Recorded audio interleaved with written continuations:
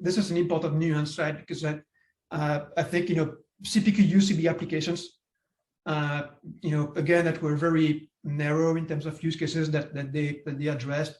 And then, CPQ evolved in order to address and become much more generic and address the needs of many different industries.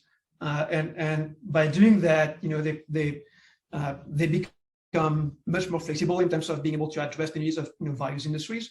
But I think what's a trend that we are seeing, demand that we are hearing from customers is they want more capabilities that are addressing their specific needs, and they kind of lost that in the last few years. So I think a trend that we are seeing is CPQ solutions transforming to platforms where the platform could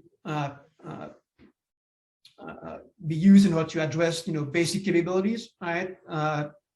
Catalog management, bundling, product goals, and so on and so forth. But then on top of that platform, our vision is that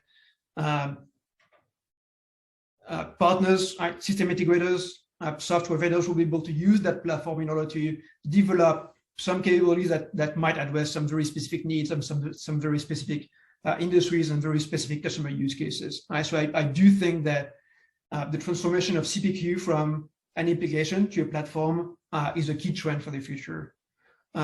You mentioned AI as well, and we see customers leveraging AI already in their CPQ implementations. Right, so we see this, for example, in pricing, right, and vendors like Salesforce. We have introduced an AI-based pricing recommendation within Salesforce CPQ. We also have some partners who develop some AI and ML-based pricing recommendation that are integrated in CPQ.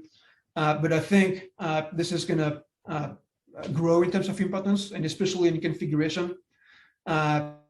We haven't seen a lot of that yet. I think customers expected that AI would allow them to avoid having to create all of those rules in their configurators, right? And AI will replace all of those hard-coded rules. I don't think that's going to happen. I don't think there's a way for AI to do this yet, and I don't think that's going to happen in the future. However, having AI used as a way to capture tribal knowledge from successful salespeople or successful engineers, and expose that tribal knowledge in the configuration experience, I think there's a huge demand for that, and I think that's a perfect use case for AI.